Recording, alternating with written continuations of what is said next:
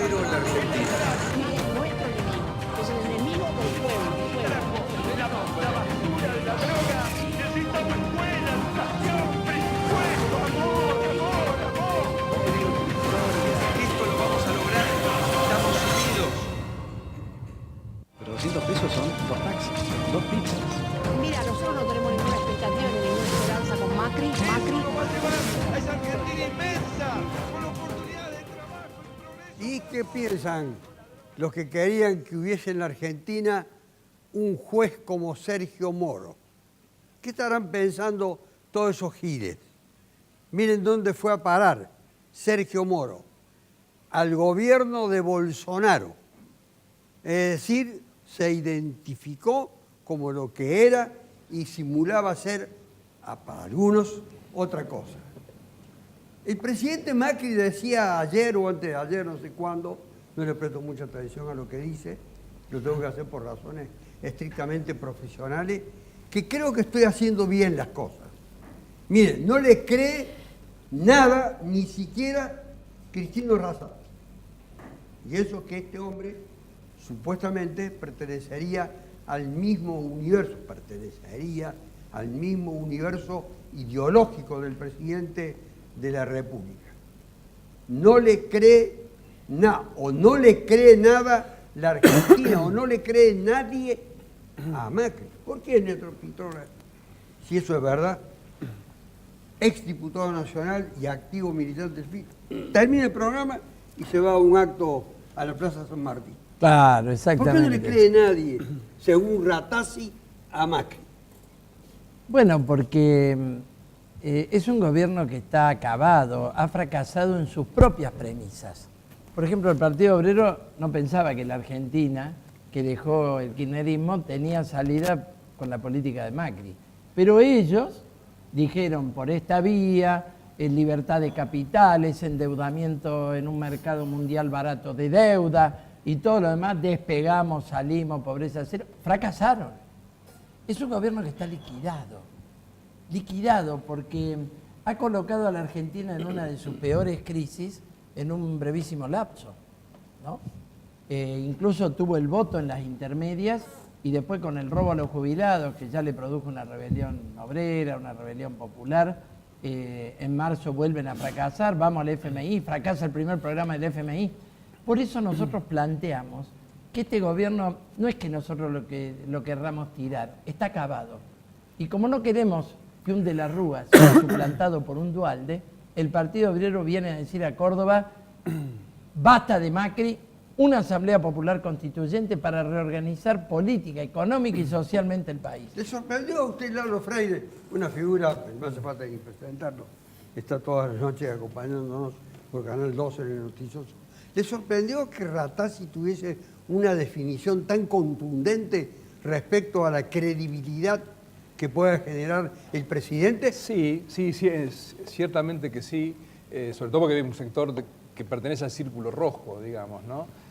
Igual creo que lo dice porque evidentemente todo el mundo le está pasando mal, entre ellas las automotrices, nada menos. De cualquier manera, venimos de una visita del presidente a Río Cuarto, donde mucha gente se quiso sacar una foto con el presidente en Río Cuarto, entre ellos el gobernador Schiaretti. Usted marcaba ayer en el noticioso una contradicción. Totalmente. Unas de las contradicciones del presidente acerca de los impuestos. Grave, sí, me parece grave y bueno, la verdad que ha hecho muchas chambonadas el gobierno. Entre ellas esa definición de Macri de ayer, de decir que para llegar al déficit cero hay que aumentar los impuestos y al mismo tiempo, en otra declaración ahí nomás, dando vuelta a la página, de sugerirle a los municipios, las provincias y la nación que eliminen impuestos distorsivos. Me parece una contradicción seria. Usted la puntualizó. Facundo Torres, que es el intendente de Altagracia y hombre identificado además con el gobernador de Córdoba, que probablemente, tal vez, vuelva a ser gobernador de Córdoba, no sé. Pero parece ser el único sostén de Macri en lo político. Con ternura, con afecto, con simpatía, con besos.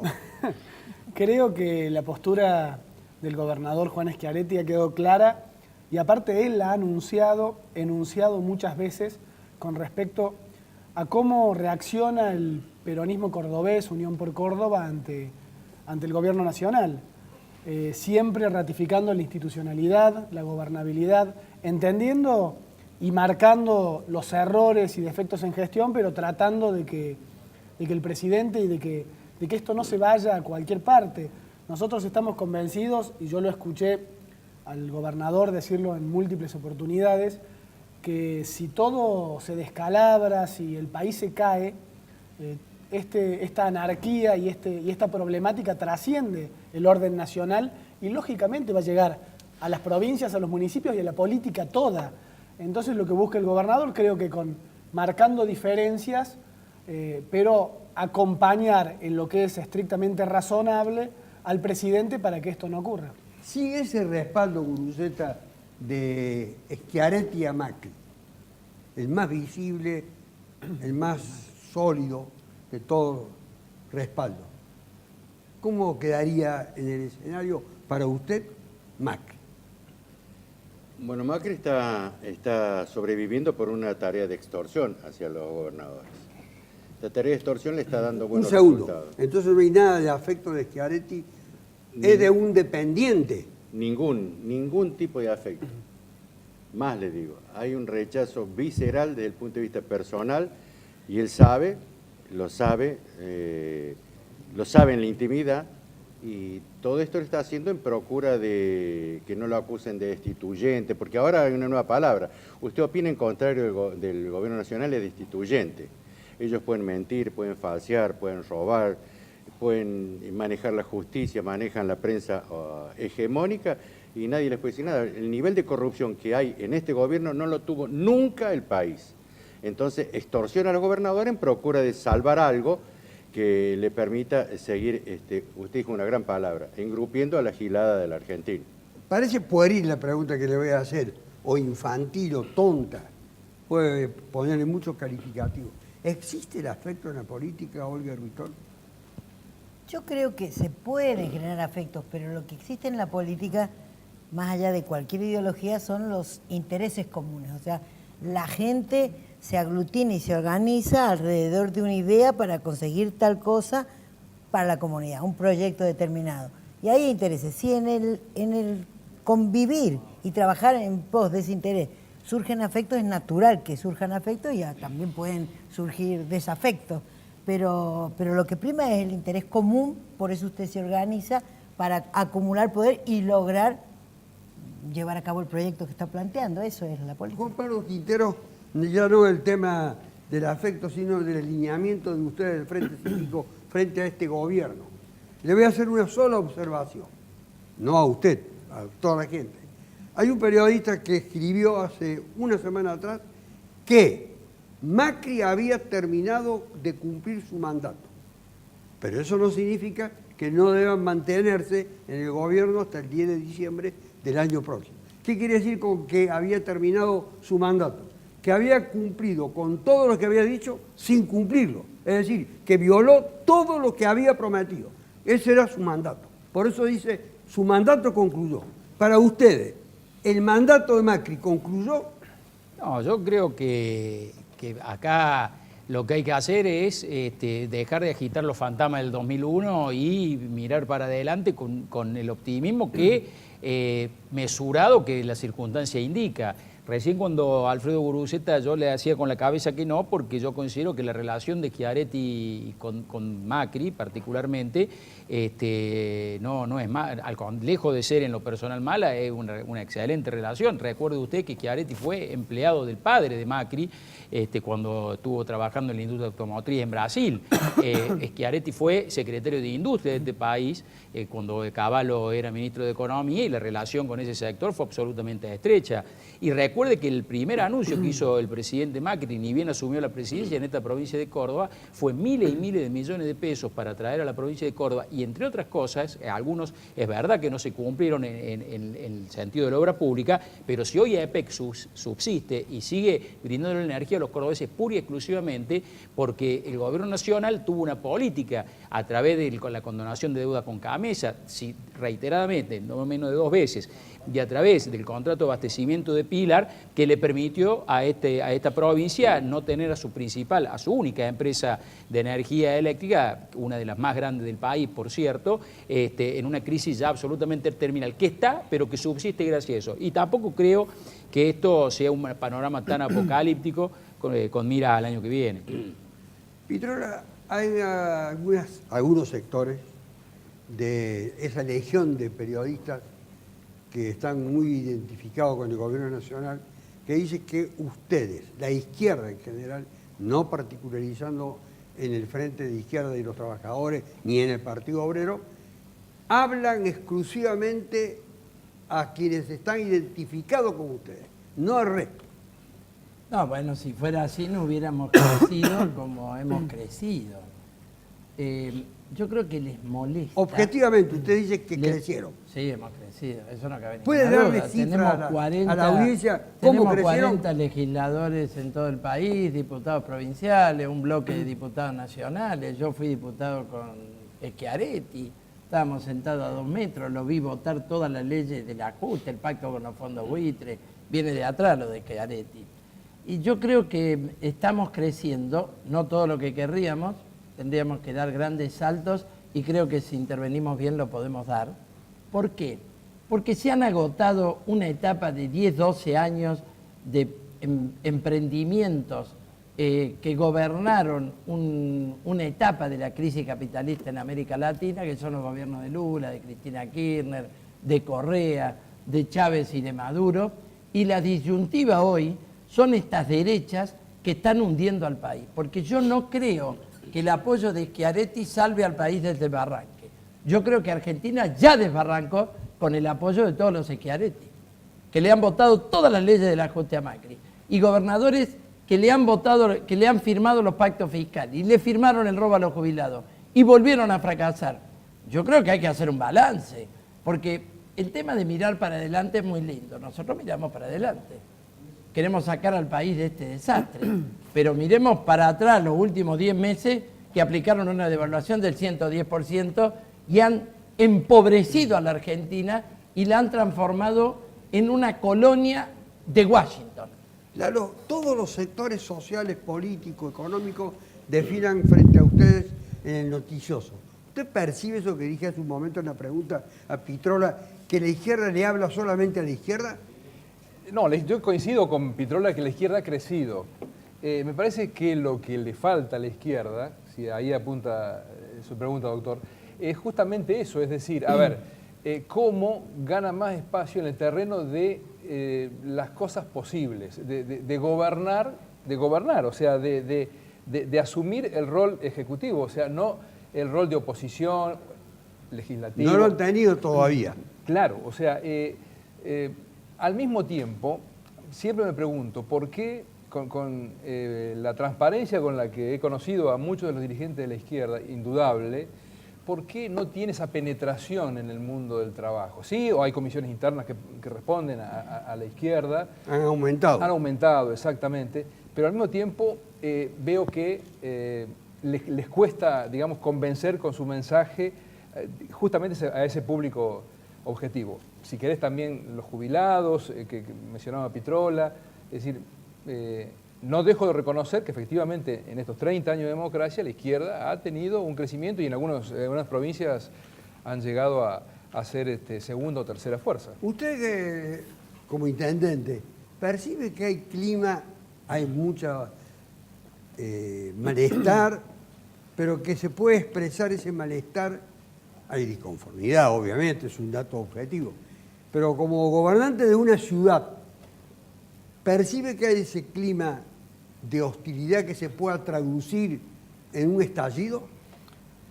La verdad que augurar si va a haber un estallido es muy difícil y también, recién lo escuchaba Juan Pablo, por ahí es apocalíptico decir que vamos a llegar a un momento en donde todo estalla y donde todo explota. Lo que sí te puedo decir y lo que puedo reconocer es que veo, más allá del conflicto económico, de las complicaciones en el día a día para el vecino que vive en cualquier ciudad de la República Argentina, veo que hay una crisis social.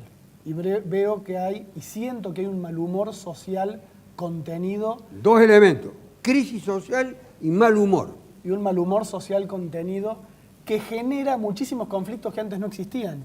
La gente está esperando que le pase algo, que le aumente un poquito el impuesto que tiene que pagar, que a alguien se le cruce en un semáforo o que tenga un problema con un empleado, y de repente hay cosas que antes no pasaban. ¿Por qué? Porque socialmente creo que estamos en un momento muy complejo. Yo lo decía el otro día a un colega de usted, doctor, y creo que más allá del conflicto económico, Altagracia, iba a decir, Argentina realmente tiene una grieta social, y hay un conflicto social dentro de todos nosotros que habitamos este país que de repente puede ser más peligroso incluso que las medidas económicas desafortunadas que está llevando adelante el gobierno nacional. Hay un gran estado de irritación, Olga, sobre los acontecimientos de la Municipalidad de Córdoba, particularmente uno que es muy local de la ciudad, que es el tema de la basura, y que alguien tenga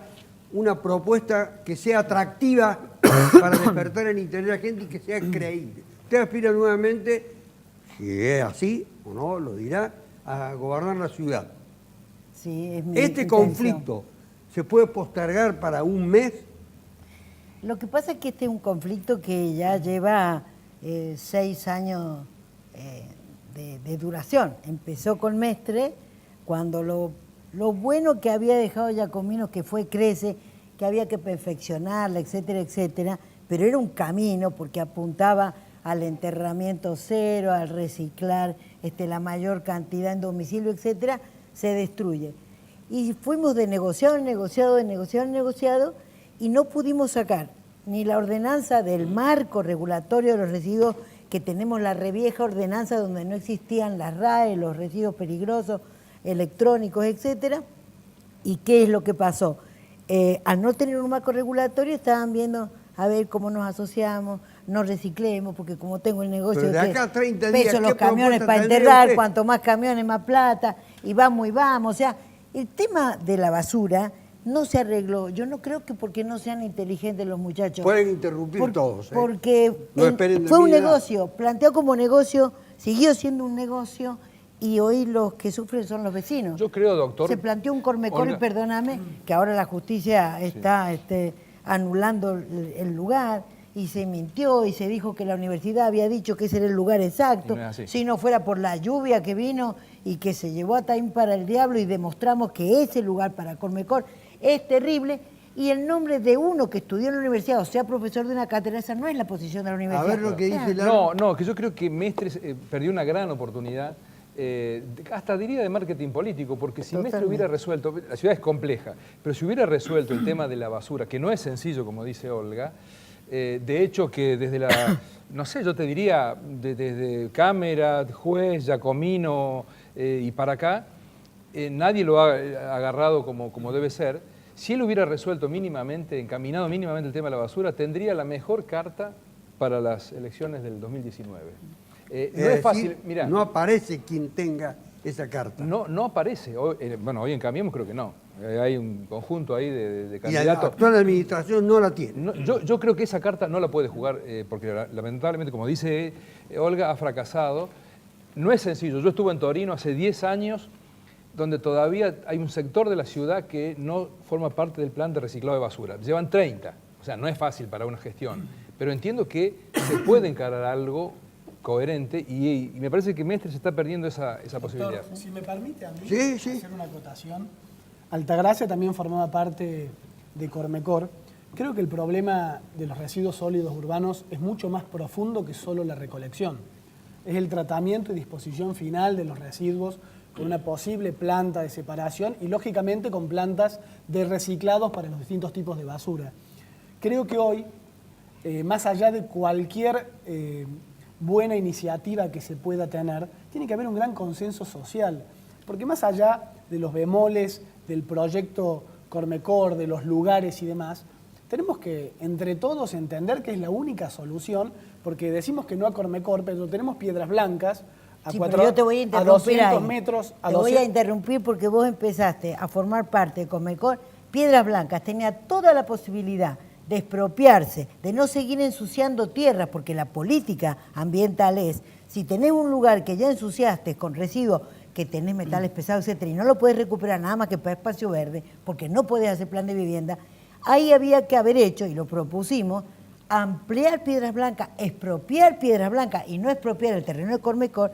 Y cuando se habla de Cormecor en la asociación... Estamos hablando de cosas distintas. No, ahora, porque es complejo, pero tenés que empezar en el origen. La ciudad de Córdoba tiene 2.000 toneladas diarias. Ustedes aportarán 100, el otro 150. Son 800 gramos de basura por habitante por día. Pero entonces el tema es, ¿qué cosa hice yo en 6 años? Porque se opusieron a todo este debate de por qué retroceder. Empecemos con el reciclado domiciliario, con la pasada del camión y en el internamiento, antes de decir acá voy a hacer Cormecor, haber definido el método, porque puedo producir energía, puedo producir gas, puedo quemar, producir vapor y después con el gas de energía eléctrica. Esta discusión nunca se dio. Yo voy a volver sobre el tema. Voy a volver sobre el tema, pero le tengo que dar la riqueza de contenido. Ahí me interesa, si me permite, para redondear el tema, porque conozco la A cuestión... ver, él quiere redondear el tema, pero no lo vamos a terminar. En lo que a mí respecta. Le cuento por qué. Porque a mí me tocó ser asesor letrero de la municipalidad en la gestión de Giacomino, que fue cuando se venció el contrato con Cliva y cuando se tomó la decisión de hacer la CRECE hasta la gestión de aquel primer contrato con Cliva. Culminó en el primer año de la gestión de Giacomino y se decidió hacer la CRECE. Yo soy un ferviente defensor de las empresas del Estado. Me parece que CRECE estaba funcionando bien. Por supuesto, había que, sin ningún lugar a duda, ajustar algunas cuestiones y apuntar otra cosa. Y acá, pero nos encontramos siempre con dos problemas clave. Uno es que primero el negocio de la basura es un negocio y privilegian el negocio. No piensan las políticas a 20 o 30 años como se debe pensar un tema como la basura. Privilegian los negocios a corto plazo y pasa lo que está pasando. Ahora voy a pasar al tema de la basura política. Pitrola le dice asamblea constituyente. Pero tiene que ser un llamado a elecciones implica refundar este país institucionalmente. ¿Usted cree que es viable eso?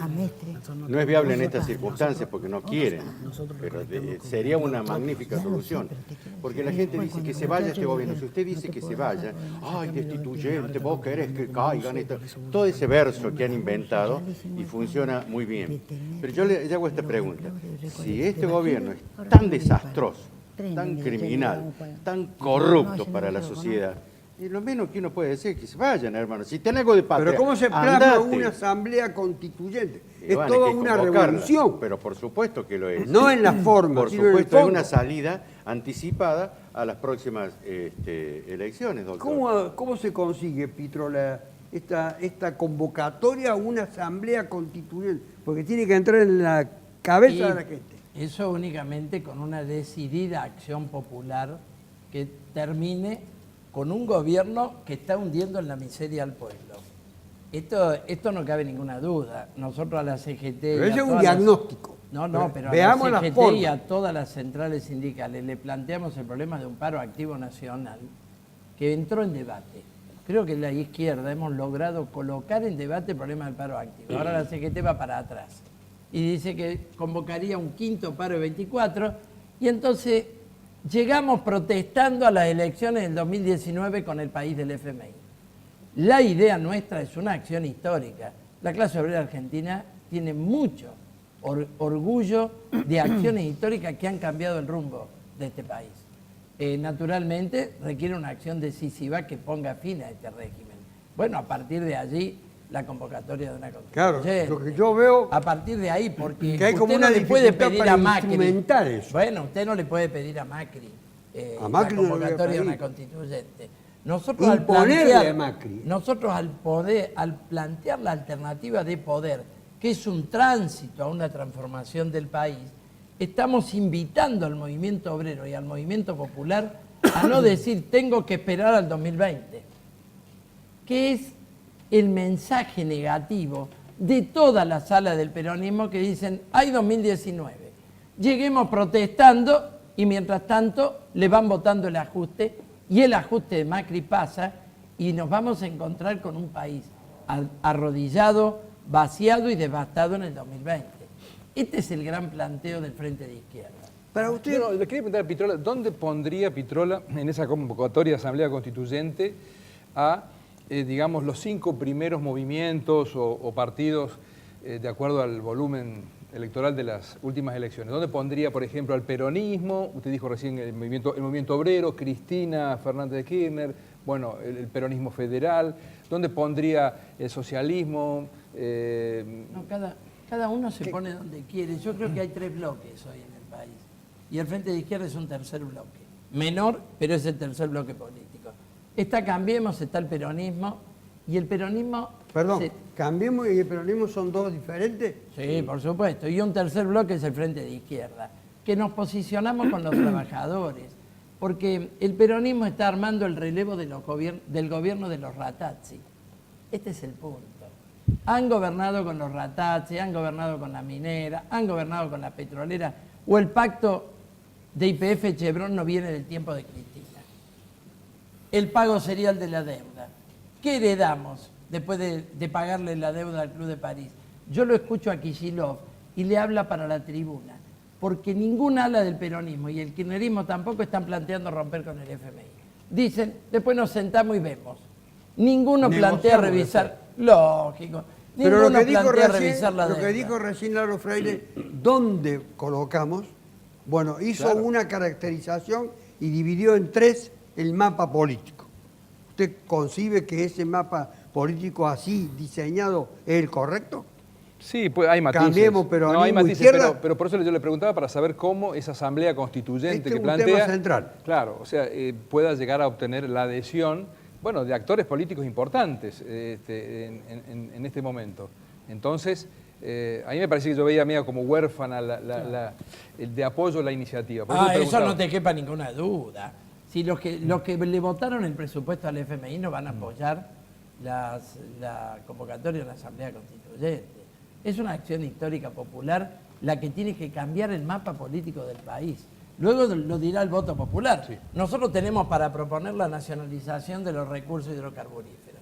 Tenemos para proponer la revisión, la investigación y el no pago de la deuda, romper con el FMI y volcar los recursos de la exportación argentina mediante un monopolio del comercio exterior en industrializar el país. Se ha hecho todo lo contrario y estamos donde estamos. Pitrola, ¿tiene algún...? En medio de la crisis, te digo esto último, le votaron la ley de mercado de capitales. ¿Ustedes recuerdan cuando empezó la cosa?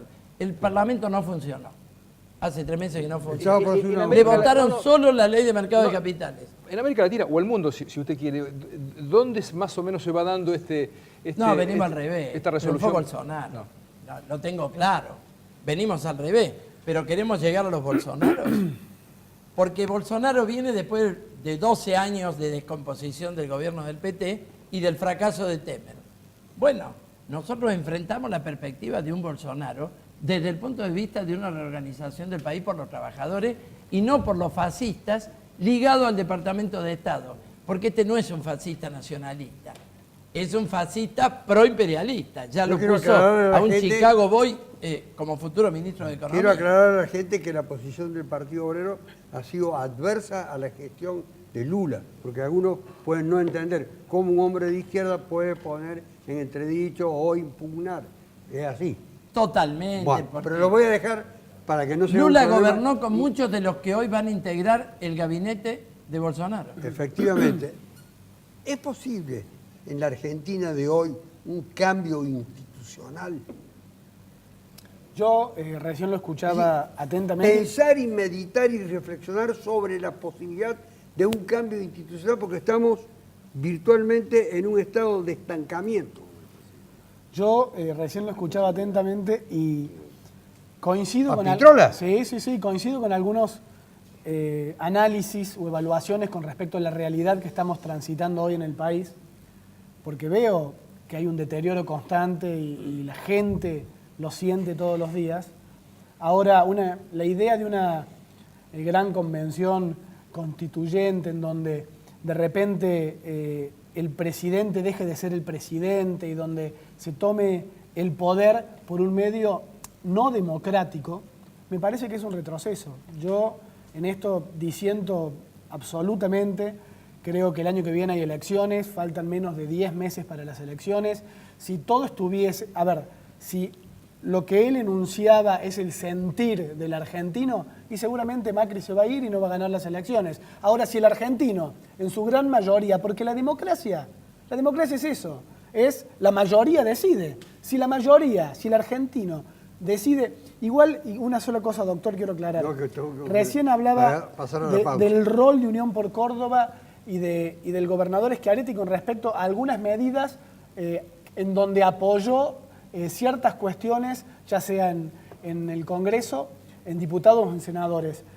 Pero Schiaretti mide alrededor de 65, 70 puntos en Córdoba, entonces no está tan mal visto que Schiaretti de alguna manera guarde la institucionalidad, la gobernabilidad, apoyando a que el gobierno no se caiga. Pensemos sobre estas ideas que son, o no, fundantes de una nueva institucionalidad, que es muy importante que tengamos algún tipo de respuesta diferente. Pasamos a una pausa muy breve y ya volvemos.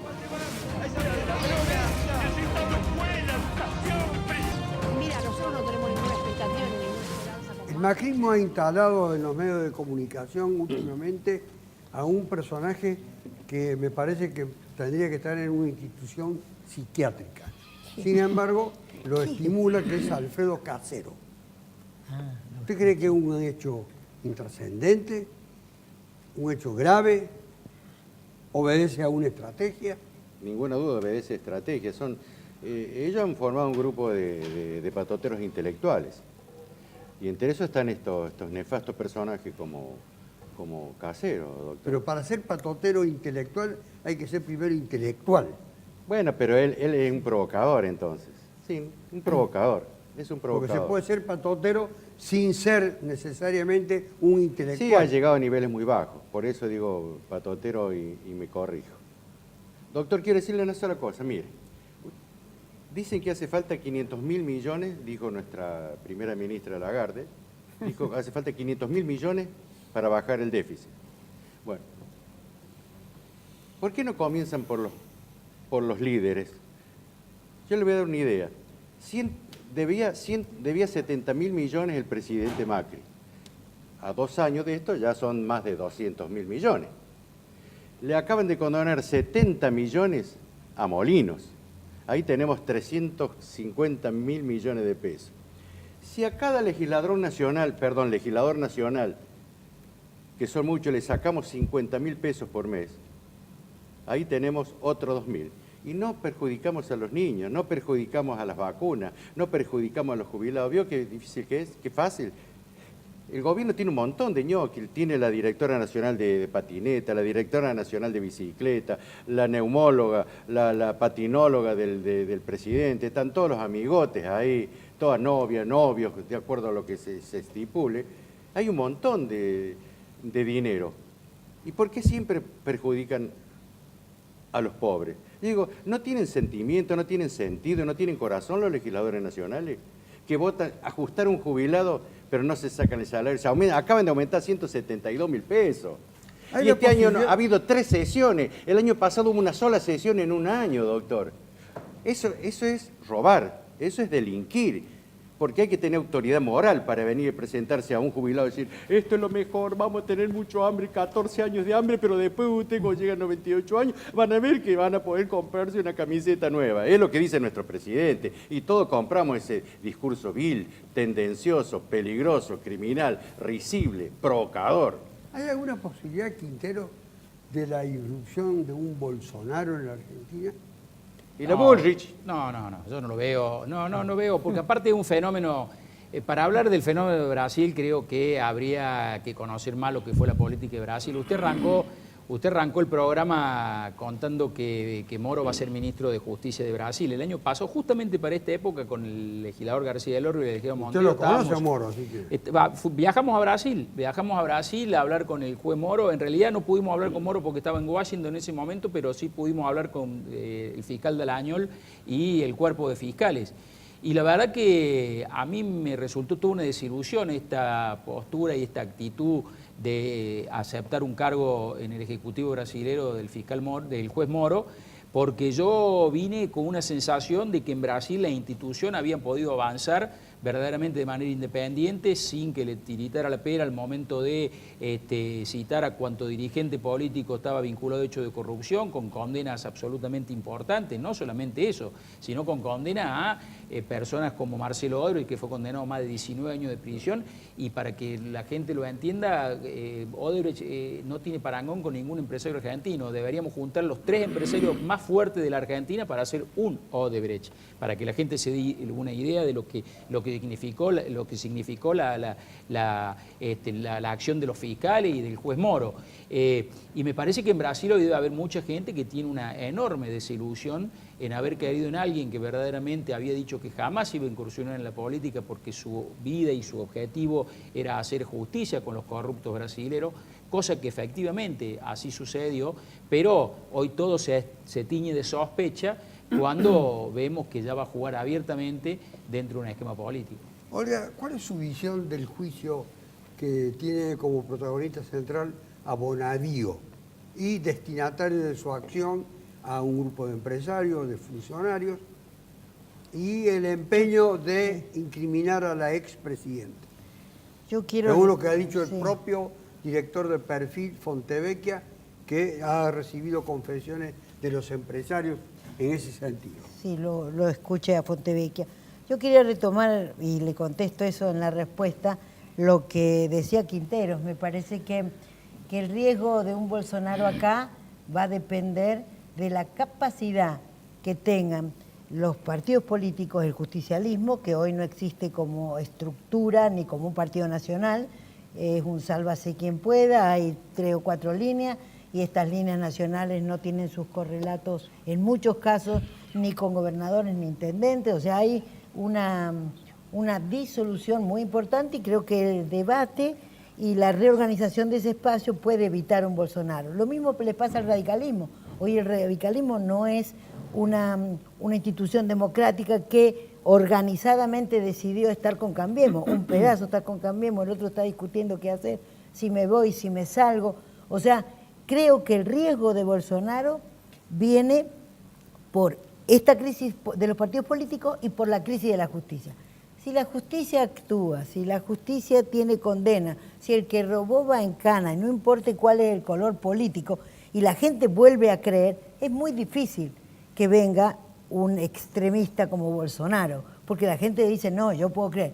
Cuando la gente no tiene de qué agarrarse y encima el bolsillo le aprieta, tiene hambre y no anda y ve que el que roba está libre, y que dice, y que venga cualquiera, mano dura, y matemos a todos porque me están arruinando mi propia vida. Creo que esos extremos depende de la capacidad de la dirigencia empresarial, política y sindical, que también está partida en 8, de poder reorganizar y que las instituciones vuelvan a ser creíbles y que la justicia de verdad pueda hacer justicia. ¿A ustedes? Ahí hay una cosa, doctor. No conteste. No es para contestarle, sino O para complementar. decirle a lo que señalaba Quinteros recién. Creo que le llevó a Moro un proceso de 4 o 5 años desnudar, en parte, creo que en gran parte, la corrupción. No es una tarea sencilla. Bonadío recién arranca, o sea, no tenemos todavía un escenario de a dónde va a terminar. Recién están las primeras elevaciones a juicio, o sea, me parece que como dice Olga, la justicia todavía tiene que demostrar, no con Bonadío, con todos los jueces, con todos, tiene que demostrar efectivamente que no le tiembla la pera a la hora de tener que sentar en el banquillo a quien sea, a Wagner, a Roca, a Paolo Roca.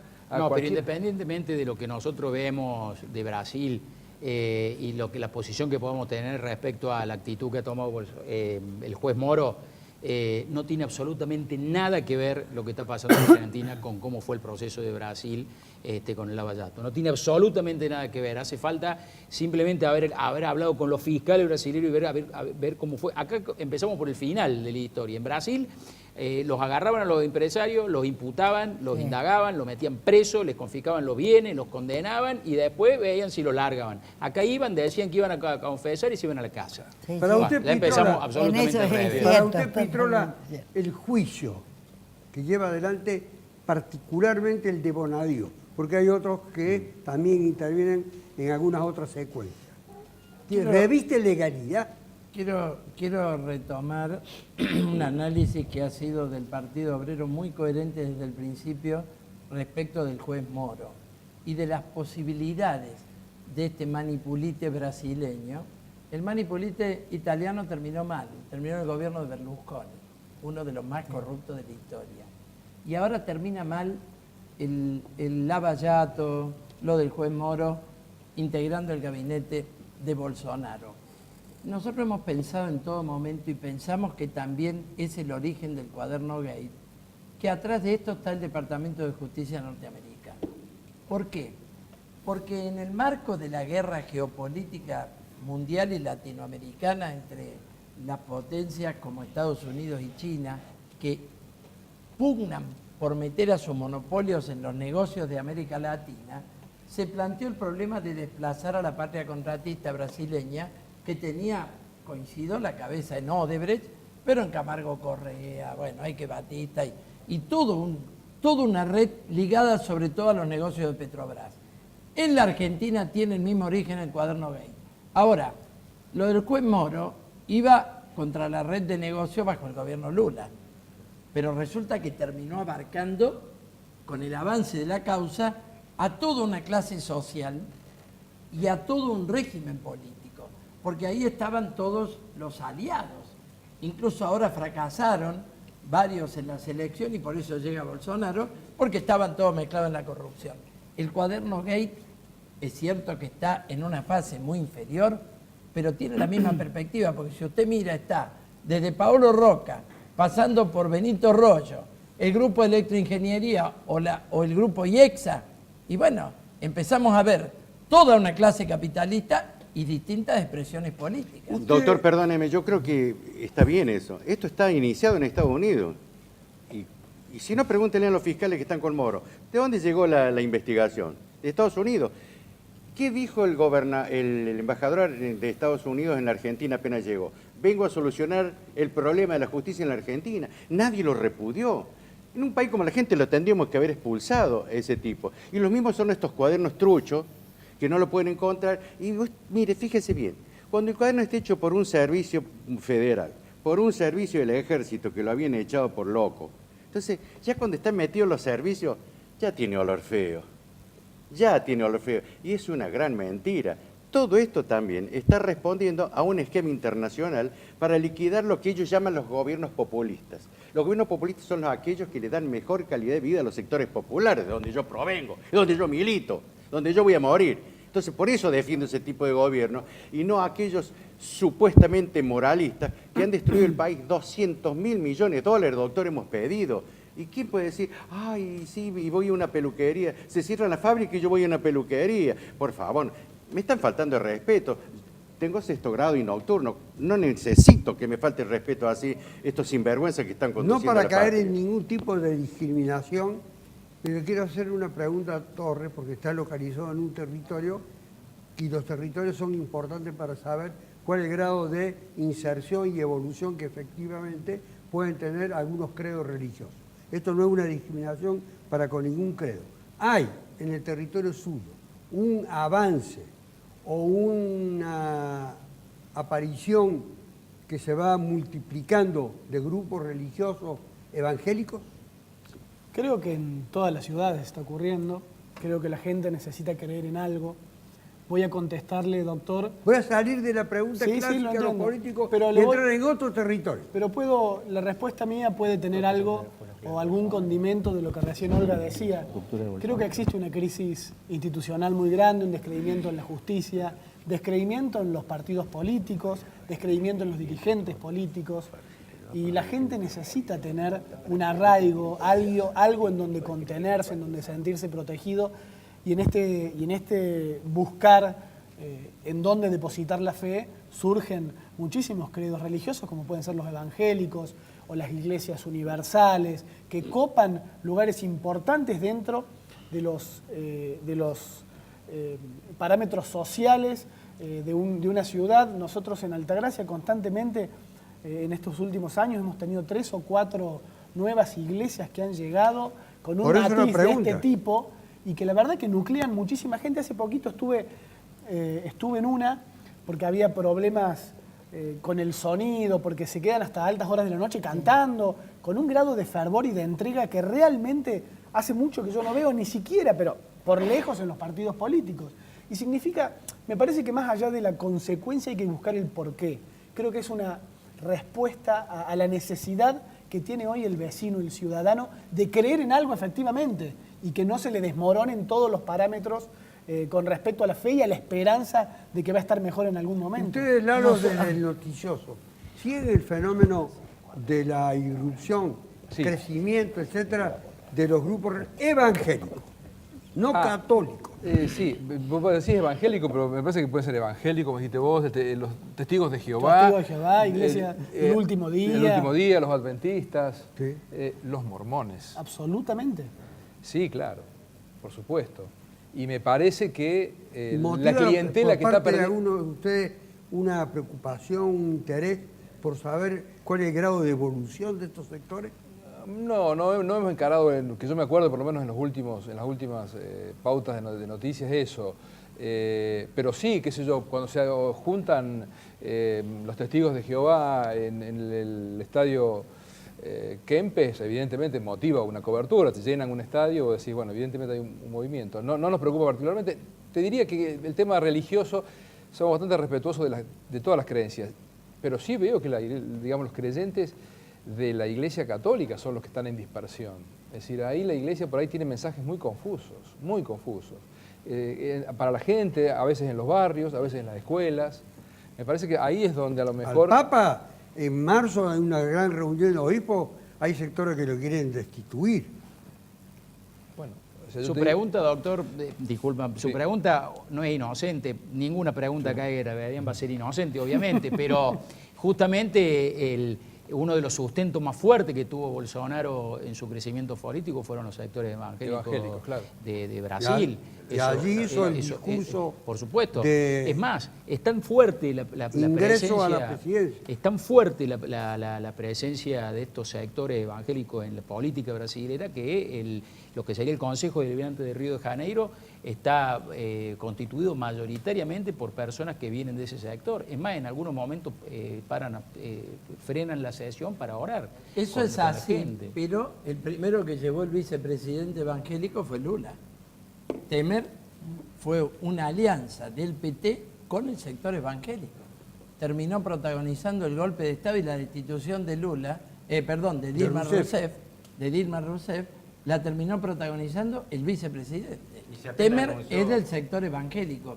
Y hoy tenés en el Parlamento, si lo lees fuera de los grupos políticos brasileños, que es una fragmentación total, tenés 260 del lobby terrateniente, 250 del lobby militar policial y 100 de los evangélicos. Es decir, vos tenés atravesado el Parlamento por estos lobbies. Ese otro país. Pero es otro régimen político. Con otra distribución. Y nosotros acá hemos tenido ya un fuerte debate, que fue con el problema de los derechos de la mujer y el aborto legal, y el evangelismo jugó un papel brutal para que 38 senadores dieran la espalda a un derecho que reclamaban millones. Sigue el debate. No, yo quería apuntar que a mí me parece que a uno no le debe preocupar si un sector religioso crece y se aparecen otros 20 o 40. Lo que le debe preocupar a la dirigencia, sea cual sea esta, es qué es lo que está pasando. ¿Por qué? Si desde el punto de vista de las religiones el catolicismo era mayoritario en ese país, no así en Brasil, siempre el evangélico fue mucho mayor que el católico, es cuán lejos están, por ejemplo, las iglesias católicas de la cotidianidad del barrio. Nosotros que caminamos los barrios, te das cuenta que en las iglesias evangélicas, día por medio, o todos los días y todos los sábados, hay reuniones comunitarias, no solo de el rezo y el pedido, sino de tratar los problemas del barrio. Y eso es lo que las hace crecer y tener fe, porque entonces la preocupación, digo yo, Dios mío, qué mal que estamos las instituciones, que es la iglesia la que le dice, aguantemos un poquito más, creamos en Dios que nos van a ayudar, a ver cómo te va mejor otro día, si podés comer, si tu hijo... el tema es que no están teniendo lugares donde tocar timbre. En la justicia no pueden tocar el timbre, en la iglesia muchas veces cerrada. en los consejos deliberantes, ¿y qué querés que haga, hermano? Te atiendo, pero no me da piola el intendente y no puedo hacer nada. O sea, creo que la crisis institucional es gravísima. Nos estamos yendo. Usted habla de la fe y yo quiero hacer una observación. Una sola cosa, doctor. Bolsonaro, Una de cada uno. Bolsonaro, yo creo, un partido político en sí mismo, porque creo que no sé cuántos partidos transitó en los últimos años, o sea... Del 91 hasta hoy pasó por todos los partidos. Un partido político en sí mismo, apoyado en la fe religiosa de la doctrina evangélica, y de repente ahí muestra, pero a las claras, que hay una crisis política y que la gente necesitó y se apoyó, no buscando la política tradicional en un partido político, sino con otros principios, con otros parámetros para elegir con la fe al presidente. Con la fe se puede lograr algo. Yo creo que nosotros respetamos el derecho confesional individual, pero la lucha estratégica nuestra por la separación de la Iglesia del Estado es fundamental. No queremos ni a la Iglesia ni a los evangelistas copando el Estado, porque los resultados los tenemos a la vista. Con la fe, Freire, ¿podemos solucionar los problemas? No participo de esa idea. Yo creo que sí que hay que tener esperanza, obviamente, pero soy agnóstico, por ende, digamos, yo también dudo exactamente.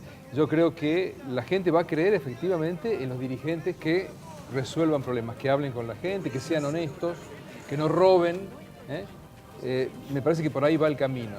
Al final procuramos hacer algo diferente de lo que constituye siempre la controversia en un programa de televisión. En un momento determinado, el tema crucial de los cordobeses hoy, de los que viven en la ciudad de Córdoba, iba a enfrentar a Olga Ritor con el intendente de Altagracia por el tema de la basura.